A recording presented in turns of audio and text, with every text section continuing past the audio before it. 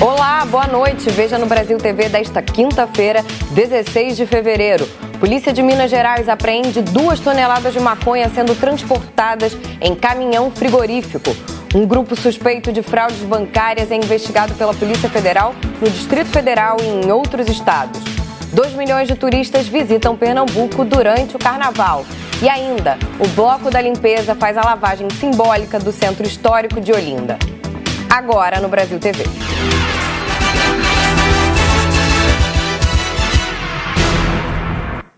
Um caminhão frigorífico com 2 toneladas de maconha foi apreendido nessa madrugada em Belo Horizonte. O Lucas Franco acompanha esse caso desde cedo. A droga foi encontrada na noite dessa quarta-feira em um ferro velho de Belo Horizonte. De acordo com a Polícia Civil, quase 2 toneladas de maconha foram transportadas em uma carreta que saiu da cidade de Dourados, no Mato Grosso do Sul, e tinha como destino a capital mineira.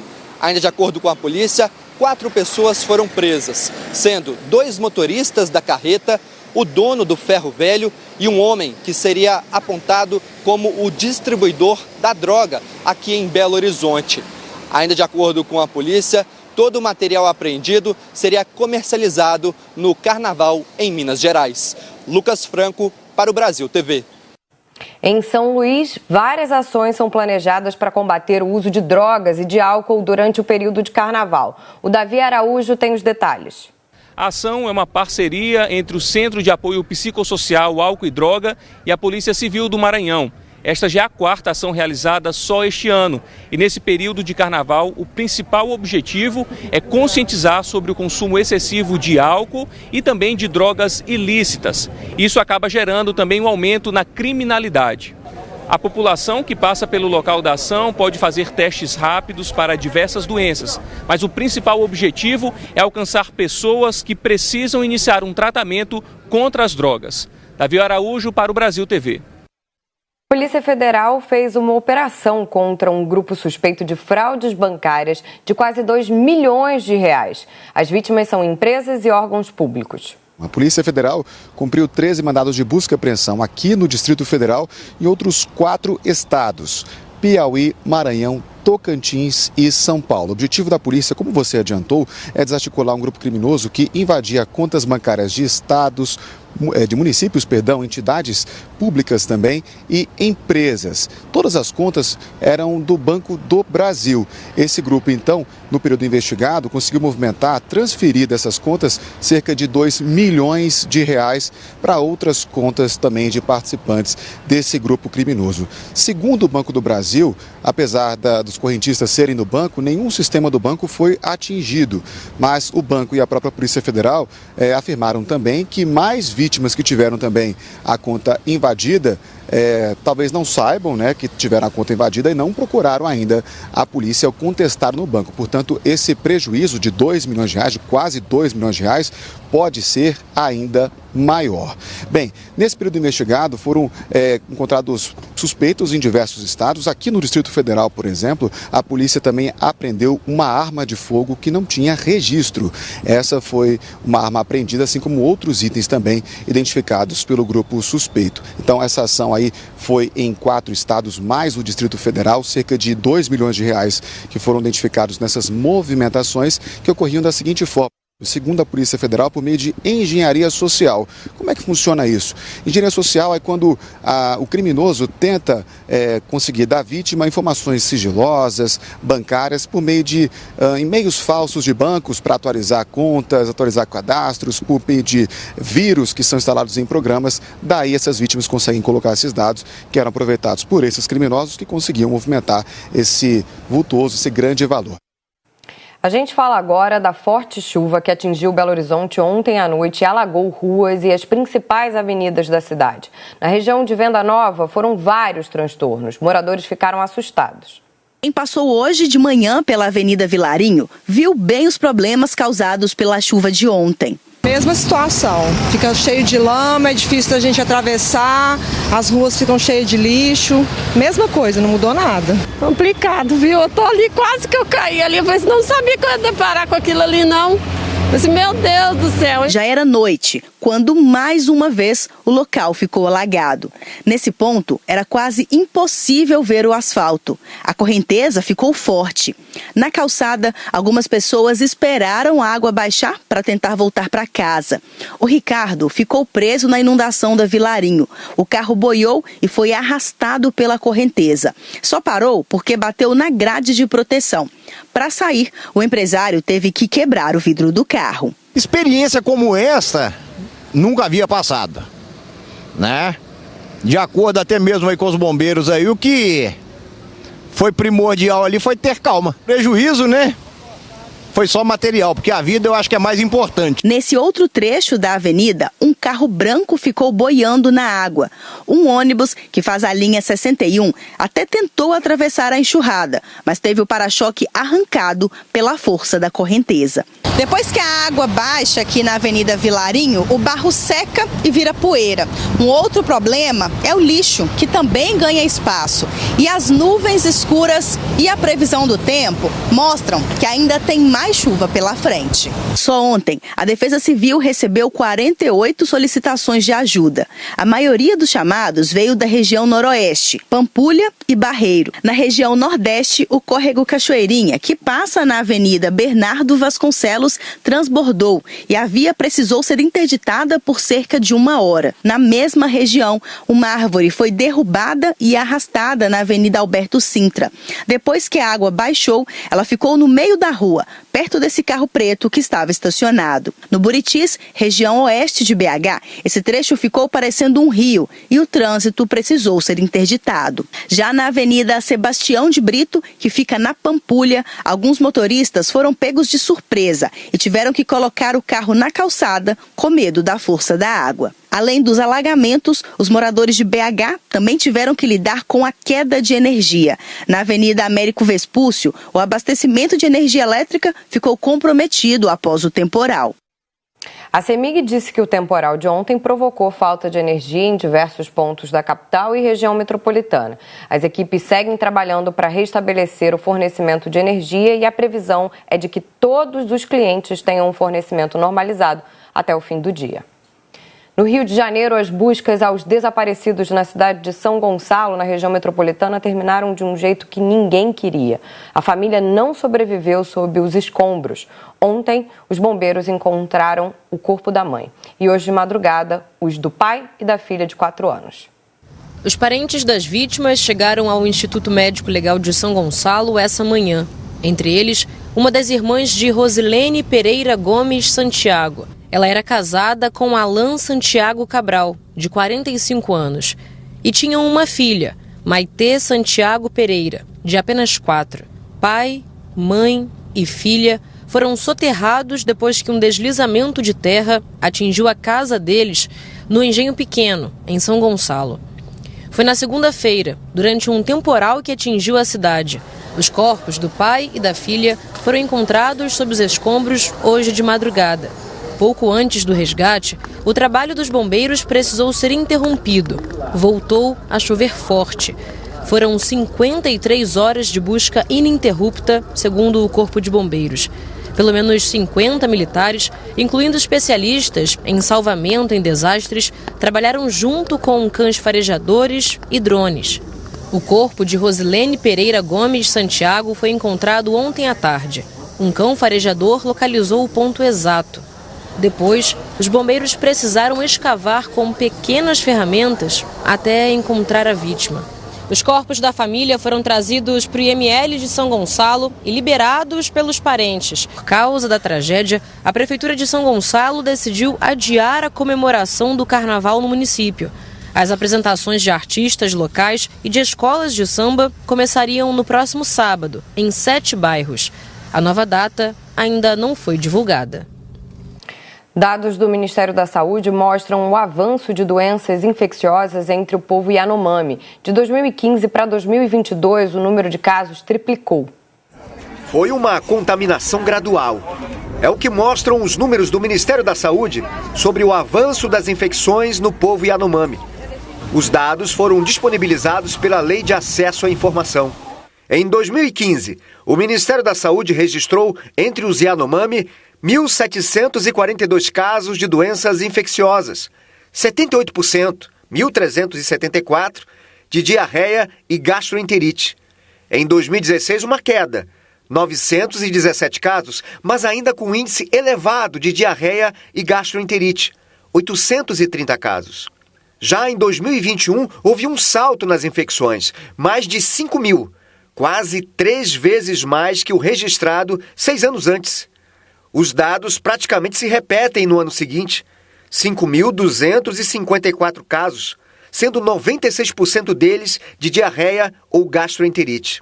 Quando você não tem um acesso à saúde adequado, especialmente quando essa diarreia se instala em organismos já em sofrimento pela desnutrição, a perda de nutrientes e de líquidos é muito rápida, muito aguda. É fundamental corrigir os motivos causadores da diarreia, mas propiciar um atendimento adequado para todos que estão sofrendo e um atendimento precoce e adequado, para que não tenhamos aí complicações mais graves. Por causa da crise humanitária vivida pelo povo Yanomami, o Ministério da Saúde confirmou que cerca de 20 mil doses de vacinas Covid-19 bivalentes foram enviadas a Boa Vista para iniciar, nos próximos dias, a imunização dos povos indígenas. As vacinas servem para imunizar contra diversas variantes do vírus. Ainda só não há a confirmação de quando começa a campanha de vacinação na terra indígena. Em Boa Vista, a Casa de Atendimento ao Indígena, a CASAI, onde estão os doentes resgatados da reserva Yanomami, continua superlotada. Tem capacidade para abrigar 300 indígenas, mas está com 715. E a estrutura é precária. Tem muitos pacientes de alta não estão conseguindo retornar para as suas comunidades. Em meio à crise, um respiro de esperança. O Ministério da Saúde anunciou que 15 das 19 crianças Yanomami internadas com quadro grave de desnutrição ganharam peso. Falamos agora sobre o movimento de turistas em Pernambuco por conta do carnaval. O estado deve receber quase 2 milhões de visitantes, de acordo com uma estimativa da empresa estadual de turismo. Essa é a primeira vez que Carol coloca os pés no Recife. Só tinha ouvido falar da cidade e de uma grande festa que acontece por aqui. Eu só curti o Carnaval de Salvador a vida inteira. E aí a minha irmã, os meus amigos sempre falavam do Carnaval de Recife e eu nunca tive a oportunidade de vir. E aí dessa vez deu certo. Eu sempre estava trabalhando também no Carnaval, enfim. Mas dessa vez deu certo e eu vim, topei e estou super animada. Ela veio de Petrolina com a irmã e uma amiga, todas com o mesmo sentimento. 2 anos sem Carnaval. E eu já sou assim, já até desde 2015 que eu venho para o Carnaval de Recife e Olinda. Então eu estou muito ansiosa para reviver esse momento, que para mim é único. Depois de 2 anos, o Carnaval está de volta e com ele chegam turistas de várias partes do país.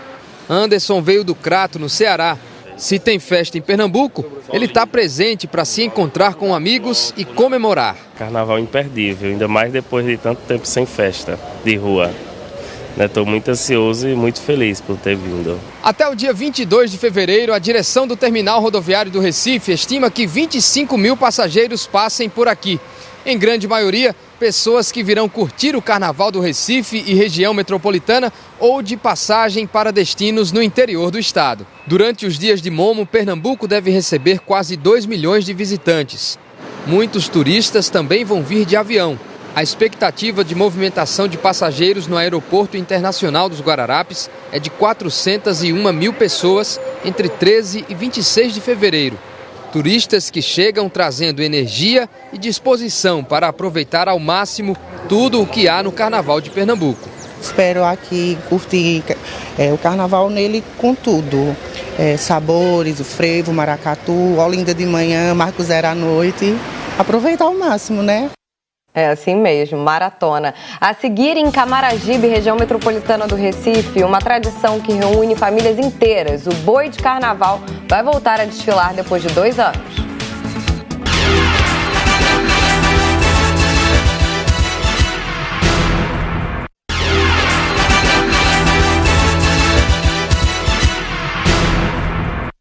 Brasil TV de volta falando de uma tradição que reúne famílias inteiras nesse período de carnaval em Camaragibe, região metropolitana do Recife. É o Boi de Carnaval, uma manifestação cultural com dança, música e muito colorido. E os integrantes estão na maior expectativa para voltar a desfilar depois de 2 anos sem festa.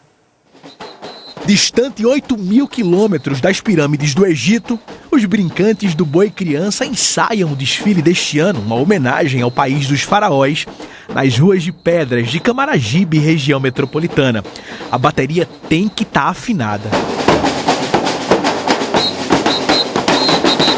Prestar muita atenção no maestro para não errar em nenhum momento no ensaio, tanto no ensaio quanto na apresentação. É na casa de Wagner, fundador do grupo cultural, que o Boi Criança está tomando forma para mais um ano de folia. Este boi é o caçula da cidade. Ele nasceu em 2016, com a ideia das crianças, e aí eu levei adiante a história do boi. Começou com 5 componentes, hoje a gente tem quase 60 componentes ao todo. E, a passar dos anos, a tendência da gente é sempre procurar mostrar um novo trabalho, né, com temas diferentes e histórias diferentes para o público. O Boi Criança vai participar pela 2ª vez do concurso de bois do Recife. Uma exigência da competição é que a apresentação tenha um momento teatral. Uma viagem muito animada está marcada. Já vão ter os 4 personagens principais, né, que é Mateus, Caterina, Bastião e Capitão. Eles já vão estar aqui em Recife. E ao longo do roteiro eles mostram que chegam os deuses aqui e eles realmente assim aproveitam, eles querem conhecer o Carnaval de Recife e é justamente onde vai estar a entrada do boi. E esses deuses, esses faraós do Egito vão querer ficar aqui depois do carnaval ou vão se embora depois? Eles vão super aproveitar, com toda certeza eles vão aproveitar, porque era tudo que eles queriam, né? Eles saíram de tão longe para aproveitar o carnaval aqui do Recife. Até o dia do desfile, o Boi Criança fica assim, ó, quietinho no canto dele. Agora depois é uma explosão de alegria. As cores, o brilho e os mistérios do Egito devem encantar o povo na rua. A curiosidade da comunidade, das pessoas que são amantes dessa cultura, que é o Bumba Meu Boi, quando se deixa sempre uma cerejinha para ser colocada ainda no bolo, as pessoas querem ver tudo finalizado. Então esse finalizado nós vamos mostrar no dia 20 no festival. Os bois animam o Carnaval de Camaragibe há muito tempo. Continuam cheios de encantamento. O mais antigo da cidade é o Boi Rubro-Negro, fundado em 1965. A dança, marcada por movimentos tão reais, deixa os olhos de Dona Doralice brilhando como no começo de tudo. O que eu sinto? Sim. Muita emoção, alegria. A gente tem até uma entoada que fala que o Boi Rubro-Negro é o pai de todos os bois de Camaragibe. As fotos são de carnavais antigos, guardadas com muito carinho. E o vídeo mostra o desfile de 1993 na Vila da Fábrica. Mulheres, homens e crianças brincavam e dançavam a noite toda. Vestiam vermelho e preto. E o boi sempre muito esperado entre as pessoas. Esses troféus que enfeitam a casa da família Barreto da Silva são anos de contribuição para o carnaval, para a cultura. Depois de 2 anos sem ganhar as ruas, a expectativa está na intensidade do som da bateria e da animação do boi. Amigo, é muita adrenalina, é muita agonia, cara, porque é correria, compra um negócio, compra outro, faz isso, falta aquilo. É muito, mas é gostoso, é gostoso. Por amor, né? O amor fala mais alto. É uma brincadeira em família, mas que também abraça quem não tem o mesmo sobrenome. Uma brincadeira que alegra Camaragibe de canto a canto. O pessoal da limpeza urbana de Recife foi hoje cedo para o sítio histórico em Olinda para a tradicional lavagem das ruas e ladeiras. 60 garis trabalham para deixar a cidade pronta para os dias de festa. 6 horas da manhã, a turma da limpeza de Olinda passou pela rua Pedro Monteiro, subindo em direção à rua de São Bento, para mais um dia de trabalho, desta vez ao som do frevo. Fernando Laurindo, Alcidésio Reis e João Rodrigues são os mais experientes do grupo. E a gente pode dizer que eles são o abre-alas do bloco da limpeza. Para mim é uma satisfação, entendeu? Apesar que eu trabalho já uns carnavais aqui, e a limpeza é essa mesmo, tem que ser assim. O carnaval é muito bom demais, a pessoa trabalha e fica ficando pulando, entendeu? Ficando pulando. A dia da folga, estou descansando em casa, com minha família, entendeu? Porque tem gente que não suja muito, vê a gente limpando, aí sempre até ajuda, né?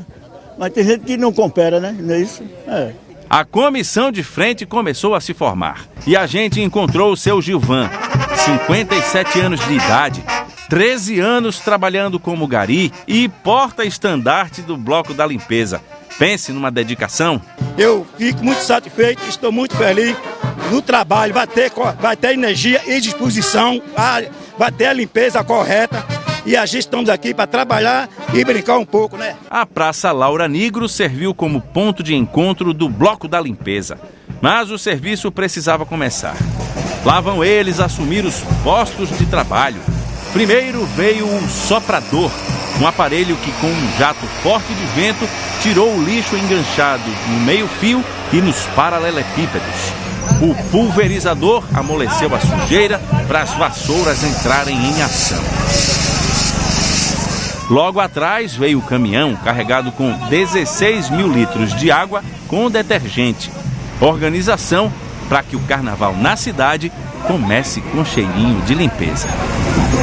Faz 30 anos que o Bloco da Limpeza sai pelas ruas de Olinda, deixando tudo cheirosinho para quem vier brincar o carnaval na cidade. Fora os 2 anos de pandemia, que todo mundo ficou numa ansiedade, numa expectativa para que esse trabalho voltasse. Agora, com a retomada do carnaval e com a abertura oficial do Carnaval de Olinda, eles voltaram para as ruas e levaram muitas pessoas que respeitam demais o serviço que eles fazem. A gente vem sempre prestigiar eles, a importância da limpeza, que as pessoas tenham consciência, ajudar os garis, né? Manter, não jogar papel no chão, cuidar de sua cidade, é muito importante. A gente faz questão de vir prestigiar os garis. Nos meses fora do carnaval, os garis de Olinda recolhem na cidade inteira 8,5 toneladas de lixo. Durante os dias de festa, somente no sítio histórico, esse trabalho é 100 vezes maior. São 850 toneladas. Essa turma trouxe a Laursa para acompanhar de perto tudo o que é feito na preparação da cidade para essa festa tão aguardada depois de 2 anos de pandemia. Essa turma é muito animada, a gente gosta muito de prestigiar e agradecer por tudo que eles fazem durante o carnaval. Palmas aos garis. O Carnaval Oficial de Salvador começou hoje às 4 da tarde. É dia dos trios elétricos tomarem as ruas da cidade. O circuito Dodô começa no Farol da Barra e se estende por cerca de 4 quilômetros da orla. O primeiro a sair foi o trio comandado pela baiana Ivete Sangalo e uma multidão seguiu a pipoca da Veveta. Amanhã começa o desfile das escolas de samba do Grupo Especial de São Paulo. Enquanto isso, algumas escolas correm para arrumar os estragos nos carros alegóricos provocados pela chuva e pela ventania de ontem. A Natália Ariede esteve no Sambódromo Paulista de manhã. Direto da área da concentração, ó. Lá atrás vocês veem, né? O Sambódromo do Anhembi, já com o chão pintadinho, todo bonito, prontinho para receber o desfile. E aqui, ao lado, posicionados os carros da Independente Tricolor. Vocês vão ver que tem gente trabalhando por ali. Conversei com eles sobre a chuva de ontem. Eles disseram que não sofreram grandes danos, não. Mas a preocupação e o susto, porque, olha, a turma disse que a chuva foi muito forte por aqui. Antes de vir aqui para a concentração, nós estávamos num terreno que fica ao lado aqui do espaço do Anhembi, um terreno mais precisamente posicionado em frente à dispersão. É lá que estão muitos carros, né? Porque os que a gente vê aqui e mostra para vocês são das primeiras escolas que irão desfilar no grupo especial a partir então de sexta-feira à noite. Os carros que foram mais danificados pela chuva foram de escolas do grupo de acesso, que estão neste terreno, lá no fundo desse terreno, e olha, os estragos foram bem grandes. As escolas mais afetadas foram Mocidade Unida da Moca, Pérola Negra, Morro da Casa Verde, Colorado do Brás e Império de Casa Verde. Por lá, então, assim como por aqui, né, todo mundo trabalhando, correndo, porque com chuva ou sem chuva sempre tem algum reparo, alguma manutenção de última hora para fazer. No Rio de Janeiro, faltam um pouco menos de 24 horas para começarem os desfiles da Sapucaí. O coração do carioca, claro, já está no ritmo da bateria. O Diego Aidar mostra os últimos ajustes no Sambódromo Carioca. Aqui na Marquês de Sapucaí, no Rio de Janeiro, quase tudo pronto para os desfiles. Os desfiles começam amanhã, sexta-feira, com as escolas da série Ouro. E no domingo começam os desfiles do Grupo Especial. O que a gente vê por aqui é muita gente trabalhando, é um evento que gira a economia, gera muitos empregos, são vários camarotes. Só isso aqui, por exemplo, gera 400 empregos diretos.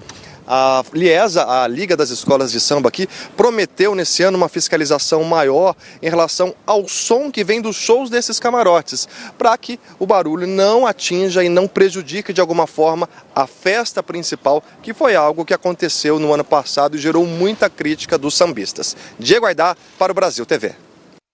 O Brasil TV fica por aqui. Outras notícias no Jornal Nacional às 8h30 da noite, hora de Brasília. Uma ótima noite para você.